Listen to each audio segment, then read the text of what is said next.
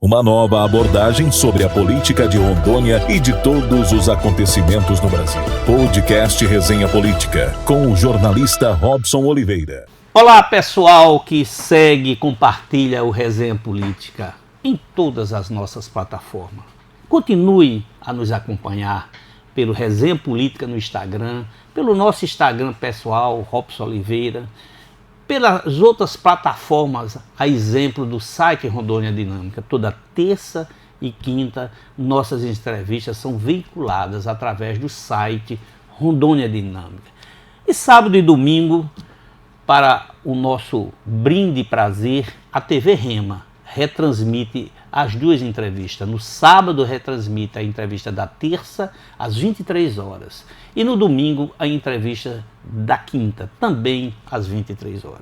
Continue conosco, continue participando, continue se inscrevendo no YouTube, no canal Resenha Política. Hoje eu tenho uma grande satisfação de entrevistar uma pessoa intelectualmente muito bem preparada, um pastor. Eu vou dizer que pastor são pessoas que ajudam a salvar almas. Claro que isso é no sentido mais amplo da palavra. Mas também é um profissional que sabe entender os problemas emocionais de cada um. Por ele ser um grande psicólogo. Eu tenho o prazer aqui de receber em nosso Resenha Política Pastor Aloísio Vidal. Um grande, queridíssimo amigo. Já precisei, lá atrás, das conversas com ele. Foi de grande valia, de grande aprendizado. Hoje é um prazer, pastor Aloísio Vidal, recebê-lo aqui conosco. Como é que está, Aloísio? Salvando almas, ajudando a cuidar das emoções dos outros, como psicólogo e como pastor. Daí, a sua igreja é a presbiteriana, né? A denominação é a presbiteriana do Brasil. A igreja local é a igreja presbiteriana Gileade, que é uma local, né? Mas, Robson, eu primeiro quero manifestar a minha profunda alegria de estar aqui, né? Eu cheguei aqui em Porto Velho, quando eu cheguei aqui em Porto Velho você já era famoso. Eu cheguei aqui há 34 anos, você já era famoso, né? Então, quando eu te conheci, já conheci como alguém importante na história da cidade. Além disso, assim, nós temos uma pessoa querida comum, que é o seu Gilberto, né? Que foi quem... Meu vizinho. Então, e quem tem muito carinho por você, né? E me apresentou você. Então, ao longo do tempo, eu falo assim, a gente tem o desafio de ser útil à comunidade em que se vive, de ser relevante à comunidade em que se vive, né? E você é uma dessas pessoas que usaram a tua profissão, o teu dom, vamos usar uma linguagem até mais religiosa, o teu dom para servir a comunidade. Então eu sou admirador teu, gosto da tua nordestinidade, né? Gosto da tua nordestinidade, da tua cabeça chata, como você diz, né? E gosto da forma que você analisa a política, então estou muito feliz de estar aqui, agradeço a oportunidade. Ô, Aloísio, primeiro, fico muito grato pela Quanto ao salvar almas, eu estou primeiro tentando salvar a minha, né? Que é uma luta, né, velho? Assim, lutando todo dia ali para poder me adequar mais àquilo que Deus propõe para o ser humano, né? E tentando ajudar. Eu acho que alguém já definiu o Evangelho como sendo um lugar que tem pão e que um mendigo encontra e chama os outros, né? Então eu estou mais ou menos assim, chamando os colegas aí para poder comer do pão do Evangelho. Neste banquete que você nos brinda, Rondônia hoje, estatisticamente, é um dos estados da federação onde mais cresceu as pessoas que professam a fé, que a gente chama protestante, né? Os crentes, os protestantes é o que mais cresceu. Me parece que é maior, pela última pesquisa que eu vi, do que aqueles que professam a religião católica. Não chegou a maioria ainda, mas está caminhando. Está caminhando? Qual é o segredo disso, do ponto de vista de arrebanhar essa legião de pessoas para essas igrejas? Porque hoje você tem, você é presbítero, mas tem as triangulares, tem aquelas denominações. Eu acho que a gente tem que fazer essa leitura assim, né? Primeiro que quando a gente fala de igreja protestante hoje no Brasil, é muito diverso, né? Não dá mais para falar de uma igreja, tem que falar de várias igrejas e tem que falar de linhas mesmo, né? Então tem um segmento mais histórico, conservador, vamos dizer assim, que vem presbiteriana, vem batista, vem metodista do Brasil. Depois nós temos as chamadas igrejas pentecostais, que foi o movimento que surgiu no início do século XX e que arrebanhou o coração do povo brasileiro, que principalmente a Assembleia de Deus, Cristão do Brasil, essas igrejas maiores. Depois nós temos as neopentecostais, que são grupos mais novos que surgiram a partir de Universal, de Mundial. Que é que mais cresce os neopentecostais. E aí tem as chamadas comunidades independentes, que são neopentecostais e que crescem muito também. Aqui em Porto Velho tem igrejas hoje bem relevantes assim. Eu acho que essas igrejas, óbvio, elas conseguiram falar a linguagem do povo. Nós temos as igrejas tradicionais, a igreja católica tem uma deficiência. A igreja católica e a igreja histórica protestante, ela é muito litúrgica, principalmente na igreja católica. Ela é muito litúrgica, então você tem um grupo muito grande que vai lá na missa e tem aquele mesmo ritual sempre, que é o que sustenta a forma da missa católica. E as igrejas protestantes mais históricas, antigas, nós temos uma linguagem, às vezes, a gente não consegue falar a língua do povo, a língua da emoção. A gente fala muito mais para a razão, não fala a língua da emoção. A igreja pentecostal, ela tem a coisa da experiência. É a pessoa que estava com câncer e foi curada, é a pessoa que estava separando e voltou. Então elas trabalham muito no nível da experiência. As igrejas neopentecostais hoje... Deixa eu fazer um corte aí, que é muito importante. Essas igrejas, que crescem muito, que botam a mão na cabeça das pessoas, exorcizam espíritos, salvam, manda soltar. Qual é a sua opinião sobre isso? Eu tenho primeiro assim, nós tradicionais, chamamos de igrejas históricas, a gente é muito preso ao texto bíblico, à experiência bíblica, como que a experiência acontecia na Bíblia. Quando a gente tem o período do ministério de Jesus e da igreja dos Atos, nós temos movimentos extraordinários ali. Depois, quando a gente já pega o apóstolo Paulo, as cartas paulinas e a igreja posterior, aí a experiência é outra, o momento é outro. Então assim, eu acho que existe muita coisa séria. Acho que existe muito milagre, inclusive, porque as pessoas trabalham a partir do princípio da fé e a fé produz milagres, todos nós sabemos disso. Mas acho que existe muita manipulação emocional. Para mim, eu sempre falo assim, que toda questão extraordinária, para mim, ela tem três origens: Deus, o diabo e a mente. Então, para mim, tem muita manipulação emocional, né, que envolve o efeito multidão. Muitas coisas acontecem na multidão, não acontecem no sozinho, no privado, naquela oração privada ali. E existe desonestidade também. Tem gente que manipula. A história conta isso pra gente, mostra pra isso. A gente sempre ouve na igreja católica, na igreja evangélica, em qualquer movimento religioso. Tem gente que manipula intencionalmente. Então, tem manipulação, que é o efeito do grupo, tem manipulação intencional por parte de líderes. Acho que a igreja evangélica, eu sempre digo uma frase, um colega meu me chamou a atenção. Para mim, a igreja católica melhorou muito da Idade Média para cá, e a igreja protestante piorou muito de 100 anos para cá. Acho que a gente fez um movimento contrário, assim, apesar do fato da gente estar crescendo, para mim, não significa uma melhora de qualidade. Para mim tem muita manipulação. Mas tem muito milagre também. Tem milagres e também tem muito chefe de igrejas dessas que vivem e pedem abertamente nas televisões, no rádio, dízimos, que as pessoas doem o que puder e o que não pode. Isso, na sua concepção, isso se enquadra nessa farsa, aparente farsa? A gente vai ter sempre uma luta, Robson, você sabe disso melhor do que eu, que é essa ânsia que o homem tem por poder. Foi o poder que fez com que a igreja perseguida até o ano 300 se tornou perseguidora depois de Constantino. Né? Foi o poder que fez com que um bispo do ano 290 assumisse uma posição e no ano 1000 se tornasse o governador do mundo.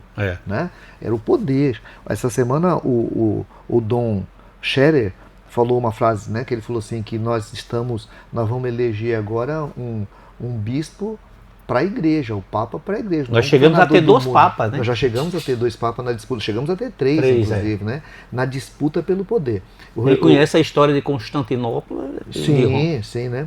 O Don Scherer falou essa semana que a gente vai ter um conclave agora para eleger um bispo da igreja, não é um governador do mundo. Porque porque a política e o poder religioso, eles se misturam muitas vezes, né? No Brasil, o que a gente está vendo é um crescimento do poder político da igreja evangélica. Então, assim, quando você se torna grande, se torna percebido. E é interessante que Jesus fez o contrário, né? Jesus falou assim, quem quiser ser servido, que aprenda a servir. Quem quiser ser primeiro, que aprenda a viver como último. Quem quiser ser grande, aprenda com criança. Só que nós fazemos o caminho inverso. Então, essa manipulação que algumas pessoas têm por dinheiro para tornar tudo muito grande, tudo muito poderoso, vai no movimento contrário ao Evangelho. Não é a proposta do Evangelho. Um escritor falou uma coisa interessante, que ele falou que estava viajando, um pastor inclusive, estava viajando no avião e começou a conversar com um homem do lado, e no meio do caminho o homem perguntou para ele, o senhor faz o quê? Ele falou, eu sou pastor. E aí o cara falou assim, puxa vida, que oportunidade, eu quero fazer uma pergunta para o senhor, por que quando a gente viaja ao lado de um monge tibetano, por exemplo, a gente tem a impressão que está viajando ao lado de um santo, e quando a gente viaja ao lado de um pastor, tem a impressão que está conversando com um homem de negócio? Para mim é chocante a frase, né? Porque os pastores estão assumindo essa postura de homens de negócio, de homens do poder. O padre Fábio de Mello tem uma entrevista maravilhosa onde ele fala, eu preciso retomar meu ministério porque eu sou um padre. Padre é para ser um homem do povo. Quando você se aproxima de mim... Mas ele virou um popstar, né? Sim, ele trabalhou para isso, né? E agora ele está pagando um peso muito difícil por isso. Aí ele fala assim, quando você se aproxima de mim pedindo uma foto para publicar no seu Instagram, ao invés de pedir uma bênção do padre, significa que eu mudei o meu ministério, eu preciso retomar.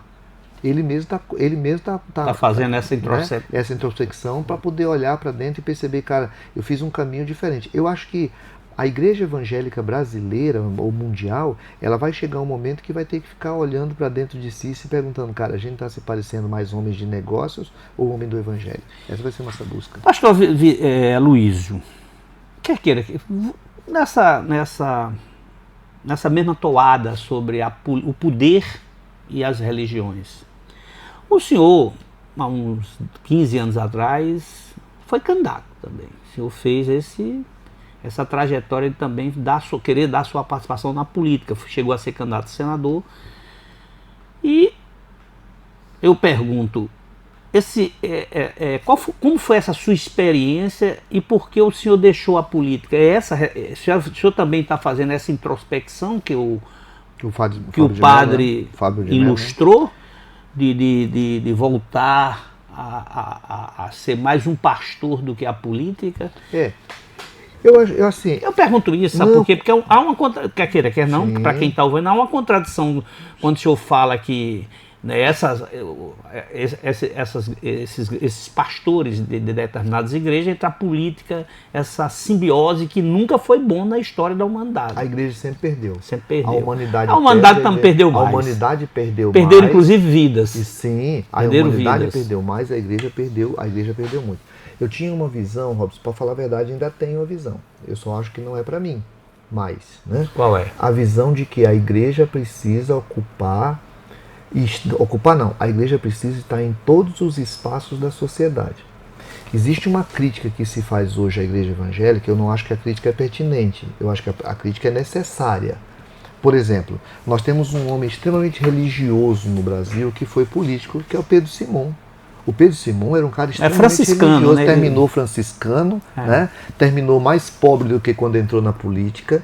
Então, assim, que é raro, né? Então, assim, eu acho que a igreja precisa... Nós temos uma figura bíblica que fala assim, Jesus fala assim, vós sois sal da terra, vós sois luz do mundo. O sal não pode ficar dentro do saleiro.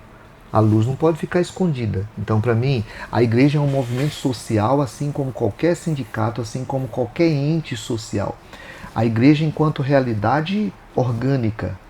Agora, enquanto organismo, né? Enquanto organismo, nós somos a sociedade, a gente está inserido na sociedade. Mas isso não abre espaço para as manipulações de poder? E aí eu queria participar disso. Agora há pouco nós estávamos discutindo aqui se a gente coloca o nome lá, como é que vai vir no crédito, né? Nunca fui candidato como pastor Aloysio. Nunca. Ninguém nunca viu meu nome. Era Luiz Vidal, é verdade. Nunca fui candidato como pastor Aloysio. Diferente hoje, né? Pastor fulano. Nunca na nossa igreja, nunca. Eu fui candidato em 3 campanhas, 2 para senador e 1 para prefeito. Nunca teve uma palavra sobre isso dentro da igreja. Nunca teve uma reunião de célula, um culto doméstico, nunca. E eu tinha uma dificuldade muito grande, porque às vezes alguns pastores queriam que eu fosse num culto lá como candidato, nunca fui. Porque para mim isso tem que ficar muito claro. Uma coisa é o cidadão evangélico, outra coisa é a comunidade evangélica. A religião precisa ficar absolutamente separada da política. Quando a gente pega a política e traz para dentro de um templo, nós entramos no jogo da manipulação. E aí nós vamos ter que fazer... Aí Robson, você é experiente nisso. E aí por isso eu saí. Política precisa se utilizar de todos os mecanismos possíveis e imagináveis para poder atrair o eleitor. Sim. E aí a gente, candidato, se torna um objeto, se torna um produto. Você precisa se transformar num produto que atraia. E eu não consigo ser um produto. E eu falava às vezes para as pessoas do partido, quando eu entrei em partido, eu entrei para ser burocrata de partido. Eu nem imaginava que eu poderia ser candidato, né? E aí eu falava para as pessoas, gente, eu sou um candidato sem futuro. Eu falo para vocês, eu sou um candidato sem futuro. Porque o que a política exige de alguém como candidato, eu não tenho condição de ser. Não estou nem falando que é só coisa errada. É aquele momento que eu não tenho condição de ser. Uma pessoa me chamou para ser candidato. E por que o senhor aceitou ser candidato? Porque o senhor tendo essa consciência porque de que... na época eu achava que era possível a gente romper com isso em algum momento. Eu achava que era possível alguém fazer diferente. Ainda acho que seja possível, sabia, Robson? Eu imagino, nós temos um deputado federal hoje que é um cara polêmico, não concordável por todo mundo, nós temos linhas políticas, não é concordável por todo mundo, que é o pastor Henrique Vieira. O pastor Henrique é um pastor. Ele faz uma campanha hoje, ele não precisa mais fazer essa campanha coisificada. Ele pode fazer campanha e atrair ideias. Então, assim, eu imaginei que isso seria possível em algum instante. E a gente atraiu muita gente boa para se envolver na política e para votar, mas você não consegue o número que é necessário para se eleger. Desse grupo não é possível. Então, acreditei naquele momento, mas não foi possível para mim. Então, a experiência sua... A experiência para mim foi maravilhosa. Se eu pudesse voltar no tempo, sabendo do que aconteceu e fosse candidato de novo, eu seria. Então o senhor não se arrependeu? Não, de jeito nenhum. Eu estive num momento de discussão política que para mim era importante. Eu estive dentro da política, não tenho do que me envergonhar dentro da política. Fizemos campanhas, não tenho do que me envergonhar. Fizemos reuniões, em algum momento a equipe que estava, uma pessoa que veio nos ajudar fez uma proposta X, eu falei, mas não dá para mim. Ele disse assim, mas aí não dá para fazer campanha. Eu falei, então não dá para fazer campanha. Mas o senhor sabe que o senhor ficou com uma pencha de um pastor evangélico com característica de esquerda. Embora eu conheço várias pessoas de direita que têm o maior respeito ao senhor. Hoje mesmo, um deputado federal teve nós dois. Não vou declinar o nome, mas um deputado federal de direita me elogiando, dizendo que o senhor era um homem... Essa pencha, o senhor é um homem de direita, de esquerda, eu sei que o senhor é um homem de Deus, não saia por aí não, vou logo segurar para o senhor não sair por aí, que o homem de Deus eu sei que é, mas essa pencha o senhor sacrificou. Eu sei que ficou, primeiro porque eu entrei num partido de esquerda, né? Quando eu entrei, eu nunca tinha sido filiado, nós tínhamos um momento de uma certa decepção com o Lula, 2005, formou-se o PSOL. Eu fui para o PSOL para fazer essa discussão. Eu tinha medo de que a esquerda, que fez aquele discurso ético o tempo todo, perdesse para outro caminho. Entrei num partido para fazer discussão ideológica, né? Então foi a primeira vez que eu me filiei. Então, até por entrar no PSOL, já necessariamente... O senhor continua filiado? Não. Depois eu passei para a Rede, né? Quando a Heloísa Helena e a Marina foram para a Rede, eu acabei indo para a Rede. Mas aí desfiliei também. A política se transformou numa coisa, nessas duas coisas, né? Um é de Deus e outro é do diabo. Eu sou de Deus e o outro é do diabo. Quem pensa diferente de mim é do diabo. Então, religiosizaram a política também, e aí não dá para mim, porque realmente não sou de direita ou de esquerda. Qual a sua opinião sobre essa dicotomia contradição entre Deus e o diabo na Terra do Sol? Já vou voltar nela. Mas só uma coisa assim, ó. Aí para mim em política, o Robson, em política, para mim Jesus, veja, a Igreja Católica, depois do Concílio Vaticano II, ela tomou uma posição que era a opção preferencial pelos pobres. Foi em Puebla, se eu não me engano. Não, não estou lembrado agora exatamente, foi o concílio, né?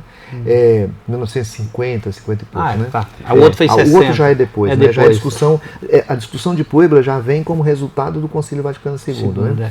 Quando a Igreja faz essa opção, eu falo que para mim o termo não é bem legal.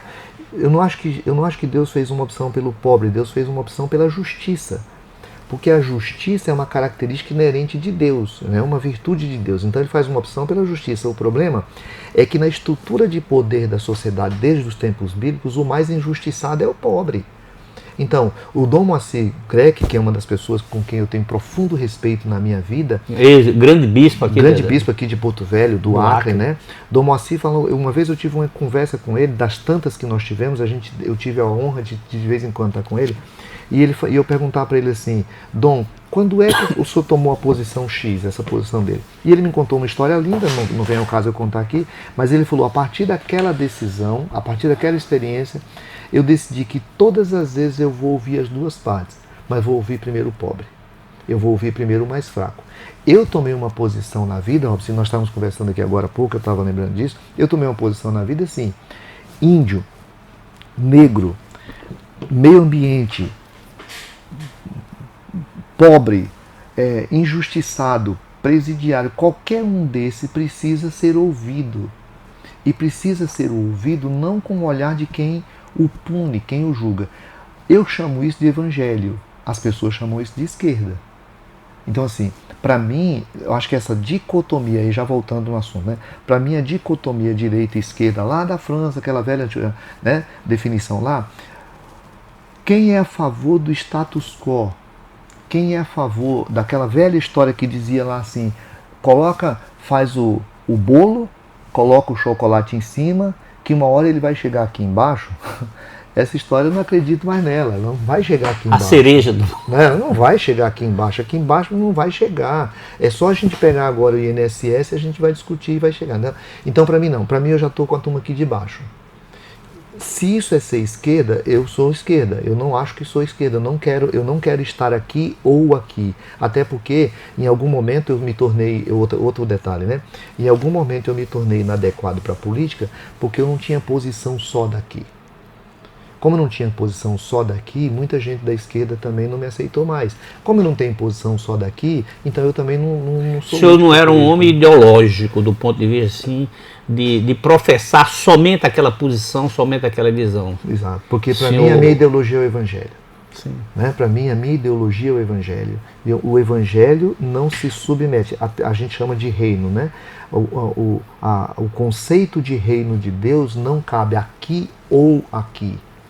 Ele cabe aqui e aqui, depende do que for mais justo. Agora, quer queira, quer não, as pessoas não gostam de falar, mas as igrejas, enquanto instituições, elas sempre foram o poder. Sim. Sempre foram o poder, né?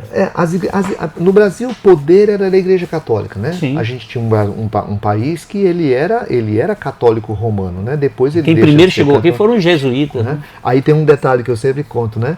Quando nós evangélicos chegamos no Brasil, nós presbiterianos, por exemplo, em 1859, não podia construir templo. Era proibido construir templo. Você podia fazer culto nas casas, mas você não podia construir templo. Depois foi permitido o culto, poderia se construir um local, mas não poderia ter cara de templo. Era proibido. Quem é que apoiou isso? A maçonaria.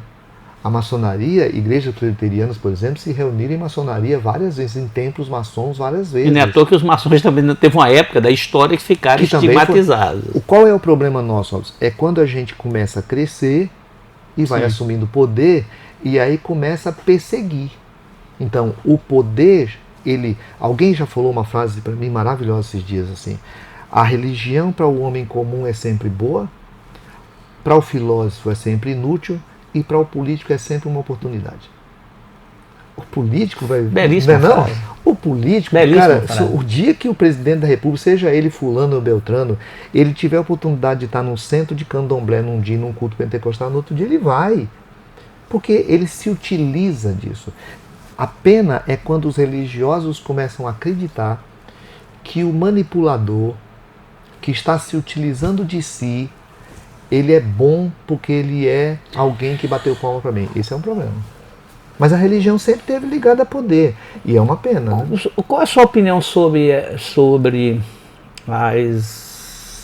os cultos ou as religiões de matriz africana?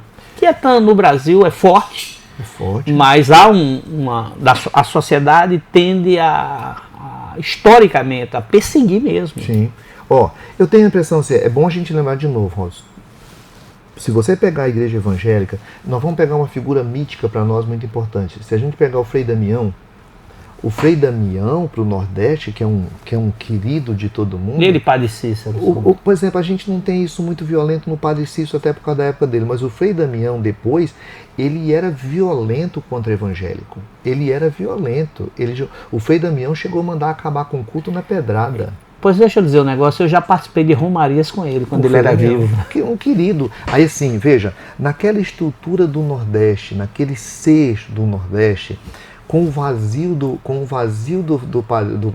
Padre Cícero, o Frei Damião em algum momento chamou para si, né, a projeção de muitas angústias, perseguiu duramente o evangélico. Os evangélicos foram cresceram na base da perseguição, era comum. Eu conheço o pastor com marca assim de pedrada, de um tijolada no culto. Quantas vezes se chegava numa cidade até na década de 70, até década de 80, chegava numa cidade você não conseguia comprar um terreno porque é a igreja evangélica. Então perseguição sempre houve. O culto afro no Brasil faz parte, a perseguição que se tem ao culto afro no Brasil faz parte dessa violência que a cultura brasileira tem com o negro. Essa opção histórica que nós fizemos de nos construir em cima da violência contra o negro é histórica. Está impregnado no nosso ser, na nossa piada, na nossa brincadeira, no nosso olhar. Isso, a gente continua lutando contra isso, graças a Deus, mas essa pré-indisposição é com tudo que tem do negro. Essa semana eu estava na minha casa com 3 moçambicanos e eu estava contando essa história. Eu saí daqui e fui para Moçambique e quando cheguei lá vi, numa manifestação que teve na rua lá, eu vi irmãs da nossa igreja presbiteriana Sim. com as roupas típicas africanas, né, batendo tambor e dançando. E aí eu tenho que fazer uma organização mental para não interpretar aquilo como sendo culto afro. Porque um culto religioso, ele é, antes de qualquer coisa, uma manifestação cultural. Sim. Então, é uma cultura, o negro e a cultura negra faz parte da nossa história, e aí a gente tem que entender uma coisa em religiões. Religiões são diferentes. Se nós fôssemos iguais, nós não seríamos diversos. Nós somos diferentes, nós temos pensamentos diferentes. Não é para negar a diferença, não é para negar a discordância, é para reafirmar a necessidade que a gente tem do profundo respeito ao outro e ao seu direito de fazer culto e a sua forma de adorar. Então o culto afro no Brasil é muito bem-vindo porque faz parte da nossa cultura. Negar isso e maltratar isso é maltratar a si mesmo. Então isso, para alguns vão falar, isso é coisa de esquerda. Eu vou falar de respeito. Se a gente pegar Daniel morou e dirigiu na Babilônia, um lugar multi-religioso, ele assumiu uma posição de ministro de culto, respeitando os cultos de todo mundo. Obviamente teve um momento que quando isso foi contra as essências dele, ele diz, isso aqui não dá para mim. Então cada um de nós vai até onde dá para si, respeitando as nossas diferenças, mas para mim a perseguição, a gente tem 2 problemas aí. Um é o perseguido que começa a se tornar perseguidor, ou usando a palavra do Paulo Freire, é o oprimido que na primeira oportunidade que ele tem se transforma em opressor, né? Então é o grande que resolve perseguir o menor. E a outra situação é esse preconceito que a gente tem, que tinha com o samba, que tinha com a capoeira, né? que tem hoje com a religião afro. É parte da nossa... O samba por ser um ritmo muito ligado ao negro mesmo, né? Era de malandro, né? Era de malandro. Até para vestir uma roupa bonita ele tem que ser de malandro, sapato, aquele sapato. Criava um estereótipo. Mas eu vou pegar aí uma palavra que o senhor falou, nós somos diferentes. E essa diversidade hoje, quer queira, quer não, aí entenda na sua concepção maior, criou-se não só no Brasil, como no mundo, um atrito enorme. Eu e eles ou eu.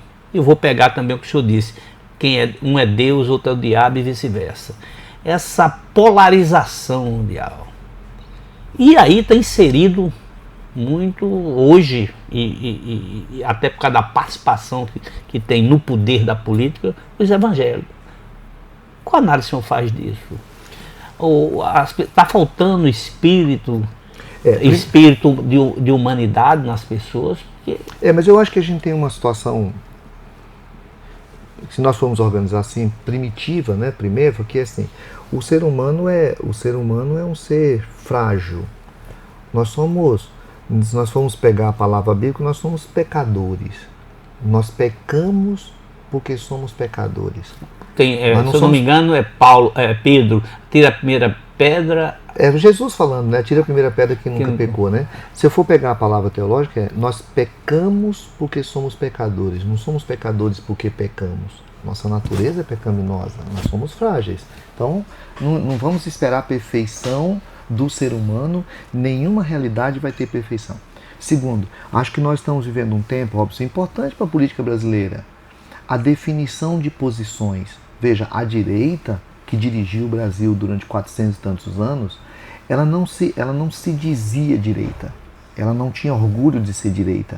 Não é? Ela se organizou de um tempo para cá com ideologia. As pessoas estão se fortalecendo e as pessoas estão dizendo eu sou direita. A esquerda já tinha um pouco mais isso, né? Então, para mim, isso é parte de um amadurecimento político. Eu acho que depois... Eu diria, viu, a decepção com alguns discursos e as contradições da prática da esquerda terminou tirando do esconderijo, que as pessoas não diziam, eu sou de direita, sou de esquerda. Hoje eles dizem. Sim. Então, assim... Eu também acho bom isso, que a sociedade... O que é ruim é agressividade, então, assim, transformar isso num negócio doentio. Nós temos uma democracia novinha. Democracia novinha, nós temos uma geração que está aprendendo a conviver. Aliás, de vez em quando o pessoal tenta derrubar, tenta destruir. Né? Porque é difícil conviver com a liberdade. Porque a liberdade significa o direito de respeitar o outro. Sim. Se alguém já disse que eu só sou livre quando eu consigo não fazer o que quero. Ei, eu não posso fazer tudo o que eu quero. Livre é a pessoa que sabe se controlar. Eu preciso aprender a controlar. O fato de que você pensa diferente de mim me incomoda profundamente, mas eu tenho que te respeitar. Então, existe uma maldade no ser humano. 2, existe um processo que está acontecendo no Brasil, que é de amadurecimento democrático, que eu acho extremamente saudável. Acho que a gente tem que passar por esse período agora mesmo, mas eu espero que haja o amadurecimento do respeito, da tolerância, do aceitar. Você acredita mesmo nessa tolerância? Porque o que a gente está vendo no dia a dia é o inverso. As pessoas extremamente intolerantes, as pessoas chegam ao ponto de... Eu vi agora com a morte do Papa, eu vi pessoal da direita dizendo que tanta gente boa morrendo e o Lula fica vivo. E vi também quando o Bolsonaro estava hospitalizado, o pessoal da esquerda dizendo a mesma coisa, devia morrer, é tão ruim que não morre. Isso é muito ruim. E gente conservador dentro da Igreja Católica falando já foi tarde. Exatamente. Tem de tudo, né? Então, assim... Teve gente que comemorou a morte do Santo Padre. Não é porque é santo não, mas que era um grande homem. É um líder maravilhoso, sensível, né? Então, assim, para mim, o processo nosso a nossa luta não é tirar a diferença. A nossa luta, e você faz parte disso aqui, eu faço parte disso na igreja, nós fazemos parte disso na sala de aula, é ensinar a sociedade a respeitar o diferente. Não é não ter diferença, é ensinar a respeitar a diferença como sendo respeitável aquele que respeita. Quando eu olhar na sociedade e vir um cara de direita ou de esquerda, evangélico ou católico, afro ou cristão, quando eu olhar para uma pessoa e vir que essa pessoa respeita o outro, independente da posição dela, eu preciso bater palma para ela. E eu preciso evitar, por exemplo, o voto. Aí para mim a sociedade tem que aprender a fazer isso. Eu vou evitar o voto naquele que não respeita o outro, naquele que não respeita o meio ambiente, naquele que não respeita o direito do outro. Aí para mim é o processo de amadurecimento democrático do país.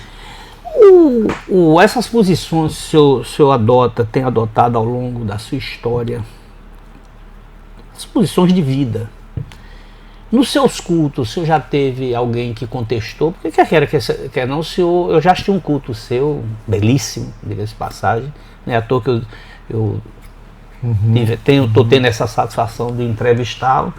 O senhor conta a história, contou até uma história, narrou sobre um condor. Eu me lembro muito bem, isso tem uns 29 anos.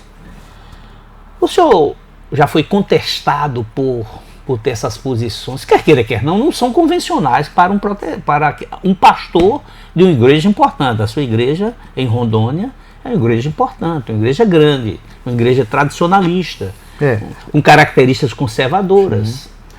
Dentro da nossa própria, não da igreja local, mas da denominação, tem muita gente que contesta, muita gente. Nós temos uma igreja conservadora que assumiu o posicionamento de direita, e não de, né, foi um posicionamento assumido e tal. Então tem contestação. Tenho sido respeitado, mas tem gente que contesta duramente. Assim.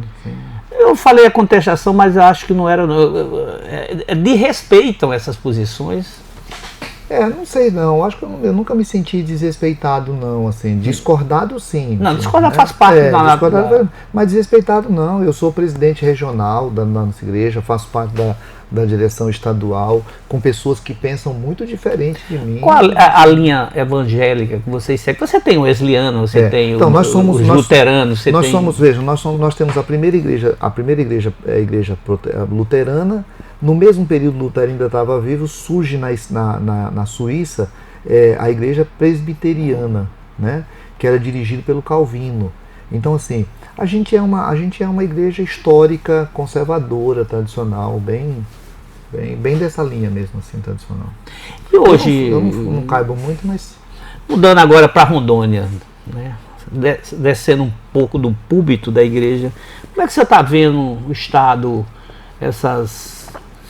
no início o senhor falou que tem posições sobre as questões ambientais. Rondônia é um estado, historicamente, com problemas ambientais enormes. Nós fazemos parte da chamada Amazônia Legal, nós temos um código ambiental bem moderno, mas o que a gente vê hoje é cada vez mais o agronegócio aqui, principalmente o soja, avançando enorme. Como é que o senhor está vendo aí isso?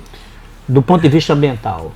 Eu acho que a gente está vivendo historicamente, sim. Nós vivemos aquele tempo do povo que chegou, né? Nós tivemos os políticos que foram muito importantes no estabelecimento da Constituição do Estado, da formação do Estado, políticos que tiveram um papel preponderante no Estado. Esses políticos estão passando, né? Nós temos uma nova leva de políticos, e esses políticos... E muitos ligados à igreja evangélica. Né? Os políticos de Rondônia hoje, a maioria são evangélicos. Porque também assim tem esse... O governador, os senadores... Aí eu falo esse senso que o político tem, né?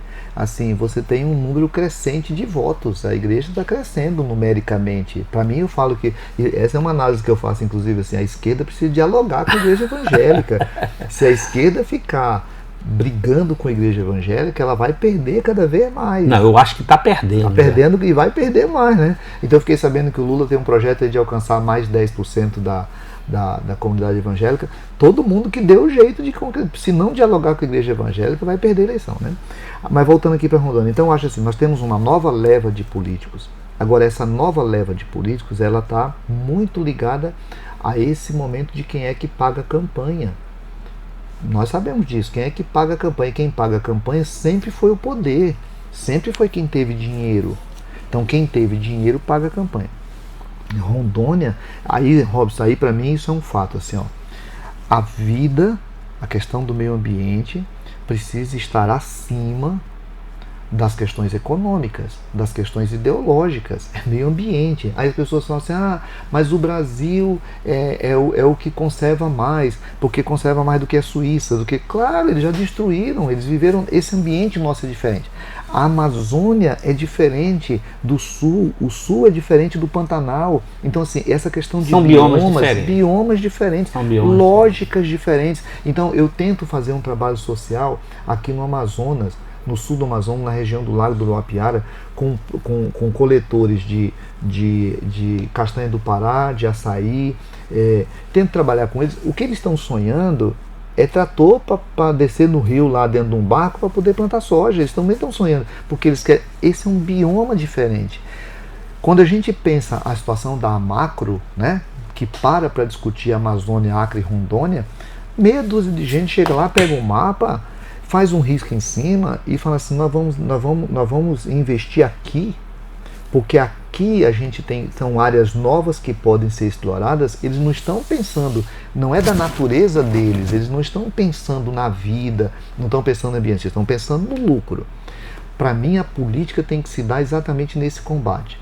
Quem é que defende isso? Quem é que é contra isso? E infelizmente, para mim, Rondônia está se transformando num lugar do lucro e não um lugar da vida. E todas as vezes nós fizemos essa opção, para mim é horrível.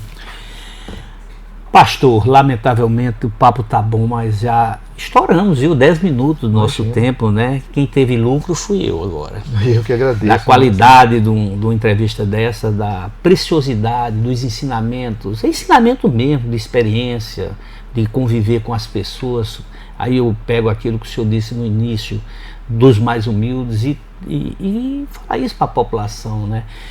Saber respeitar as diferenças. Então, respeitando as diferenças, e esse nosso podcast tem isso também. Estou entrevistando um evangélico, um pastor conhecido no nosso estado, assim como estou entrevistando também Dom Roque, o bispo de nossa cidade. Respeitadíssimo no Brasil, uma figura. Às vezes eu tenho a sensação que Rondônia ainda não entendeu a figura e a importância do Dom Roque. Eu entendi e vou convidá-lo. Então, já que o senhor também não gosta de dizer isso, salva a alma, salve também a minha. Muito obrigado, oro querido. Por ti e oro por mim, Roque. Robson. Jesus tem uma história para mim maravilhosa. Jesus chega em Jerusalém. Ele poderia procurar um jeito de falar com o imperador, com o governador, ele poderia procurar um jeito de ir para o palácio, ele poderia procurar um jeito de ir lá para o templo. Jesus poderia fazer uma média com um grande. Ele vai lá em Betesda, num tanque, procurar quem é o lascado, vou usar uma expressão nordestina nossa, quem é o lascado, quem é o estrupiado, quem é que está arrebentado num tanque lá, que eles acreditavam que podia ser que um anjo passasse ali e na hora que ele pulasse lá seria curado, o cara ficar lá, o cara estava 30 anos lá. Dos lascados, ele vai no mais lascado, que é aquele que não tem como se levantar para ir lá primeiro do que os outros, né? E ele vai lá ajudar exatamente aquele. Eu acho que essa é a proposta que o Evangelho faz, sabe? E a igreja, a igreja, qualquer um que se propõe a dizer em nome de Jesus, precisa aprender, ao invés de optar pelo palácio, porque o palácio já tem quem cuida, é ver quem está sozinho, quem está sem possibilidade, né? Aí as pessoas chamem isso do que quiser. Eu digo dos mais necessitados. Dos mais necessitados. Muito obrigado. Muito obrigado, pastor, Deus abençoe. Pastor Luiz, foi maravilha a nossa conversa. Um abraço.